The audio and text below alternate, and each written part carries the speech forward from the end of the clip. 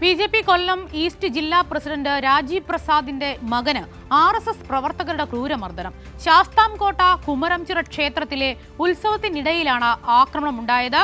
തലയ്ക്ക് സാരമായി പരിക്കുപറ്റിയ യുവാവിനെ ശാസ്താംകോട്ട താലൂക്ക് ആശുപത്രിയിൽ പ്രവേശിപ്പിച്ചിരിക്കുകയാണ്.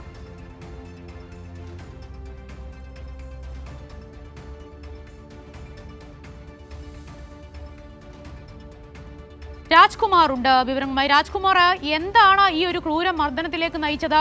എപ്പോഴായിരുന്നു ഈ ഒരു സംഭവം?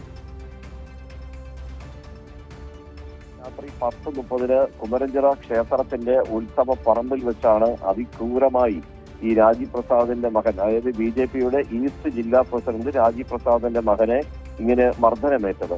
ഇതിന്റെ ഒരു കാരണമെന്ന് പറയുന്നത് ഈ മർദ്ദനമേറ്റ യുവാവിന്റെ അച്ഛന്റെ സഹോദരന്റെ ജ്യേഷ്ഠന്റെ മകനെ ഈ പറയുന്ന ഇതിൽപ്പെട്ട സംഘത്തിൽപ്പെട്ട ആളുകൾ പരിഹസിക്കുകയോ അടിക്കുകയോ ചെയ്തു. ഇത് എന്തുകൊണ്ടാണെന്ന്, ഇത് എന്തിനിങ്ങനെ ചെയ്തു എന്ന് ചോദിക്കാനായിട്ടാണ് ഈ രാജീവ് പ്രസാദിന്റെ മകൻ അവിടേക്ക് ചെന്നത്. ആ സമയത്ത് അവിടെ വെച്ചൊരു കശപിശ ഉണ്ടായി. പിന്നെ ആരോ ഇടപെട്ട് ഇവരെ അവിടെ നിന്ന് പറഞ്ഞയക്കുകയും ചെയ്തു. പിന്നീട് ഇവർ ഉത്സവപ്പറമ്പിൽ നിൽക്കുമ്പോഴാണ് ഇതേ ഈ മറ്റേ സഹോദരനെ ചോദ്യം ചെയ്ത് അടിച്ച സംഘം ഈ പറയുന്ന രാജീവ് പ്രസാദിന്റെ മകനെ ക്രൂരമായി തിരികെ വന്ന് ആക്രമിച്ചത്. നമുക്ക് ആ ദൃശ്യങ്ങളിൽ നിന്ന് തന്നെ അത് വ്യക്തമാണത്. ഇതിന്റെ പരാതി ഇവർ രാജീവ് പ്രസാദ് സ്റ്റേഷനിൽ നൽകിയിട്ടുണ്ട്. ഇവര് മൊഴിയും നൽകിയിട്ടുണ്ട്. പോലീസ് ഇതിൽ 5 പേർക്കെതിരെ, പേരുള്ള 5 പേരും അതുകൂടാതെ കണ്ടാൽ അറിയാവുന്ന 10 പേർ, ആകെ 15 പേർക്കെതിരെ പോലീസ് ജാമ്യമില്ലാ കുറ്റങ്ങൾ ചുമത്തി കേസെടുത്തിട്ടുണ്ട്. ഇത്രയും ഇത് ക്രൂരമായിട്ടാണ് ആ യുവാവിന് ഇത് പരിക്കേറ്റിട്ടുള്ളത്. MBBS വിദ്യാർത്ഥിയാണ് ഈ യുവാവ്. രാജ്കുമാർ, ഇതിനിടയിൽ ചോദിക്കുകയാണ്, കേസ് ഒത്തുതീർപ്പാക്കാനുള്ള ശ്രമം പല കോണുകളിൽ നടക്കുന്നു എന്നും മനസ്സിലാക്കുന്നുണ്ട്. അതെ, ഒരു കാരണവശാലും ഈ കേസ് ഒത്തുതീർപ്പാക്കാൻ കഴിയില്ല.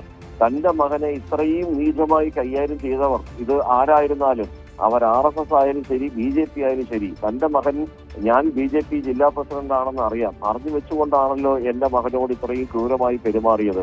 ഇങ്ങനെയുള്ള ആളുകൾ ഈ പാർട്ടിയിൽ വേണോ എന്നുള്ളതാണ് പാർട്ടി ചിന്തിക്കേണ്ടുന്നത്. അവർ സംഘം പ്രവർത്തകരാണെങ്കിലും RSS പ്രവർത്തകർ ആരായിരുന്നാലും ശരി തന്നെ ഇവരെ അംഗീകരിച്ചുകൊണ്ട് മുന്നോട്ട് പോകാൻ കഴിയില്ല. ആരെങ്കിലും ഇവരെ രക്ഷപ്പെടുത്താനോ അല്ലെങ്കിൽ ഇവരെ കേസിൽ നിന്ന് രക്ഷപ്പെടുത്തിയെടുക്കാനോ ഇവർക്ക് വേണ്ടി ഇടപെടുകയോ ചെയ്താൽ താൻ പിന്നെ ഈ പാർട്ടിയിൽ ഉണ്ടാകില്ല എന്നുവരെ അവർ അത് വഴങ്ങിയിട്ടുണ്ട്. പലതരത്തിൽ ഇവരെ സ്വാധീനിക്കാനും ഒത്തുതീർപ്പാക്കാനും ശ്രമിച്ചിട്ടുണ്ടെങ്കിലും രാജീവ് പ്രസാദിനെ സംബന്ധിച്ച് നമ്മൾ സാധാരണ ഒരു പ്രയോഗമുണ്ട്, പെട്ടതള്ള സഹിക്കില്ല എന്ന് പറഞ്ഞൊരു പ്രയോഗമുണ്ട് മലയാളത്തിൽ.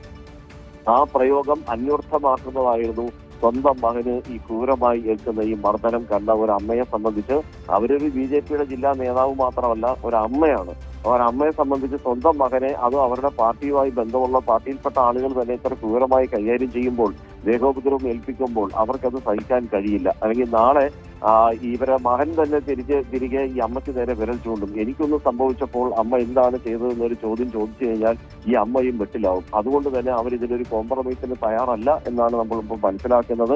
അതേസമയം തന്നെ ഈ കൈകാര്യം ചെയ്ത യുവാക്കളായ RSS പ്രവർത്തകരെ RSS നേതാക്കൾ തന്നെ അവരോട് ഇത് വളരെ മോശമായി പോയി എന്നുള്ള സന്ദേശം നൽകിയതായിട്ടാണ് ഇതിൽ നമുക്ക് ലഭിക്കുന്ന സൂചന. എന്തായാലും രാജീവ് പ്രസാദ് ഇക്കാര്യത്തിൽ ഒരു ഇഞ്ചു പോലും പുറകോട്ട് പോകാൻ തയ്യാറല്ല എന്ന് വ്യക്തമാക്കിയിട്ടുണ്ട്. അവർ ഇതിന്റെ നിയമപരമായ നടപടികളുമായി മുന്നോട്ട് പോവുകയാണ്.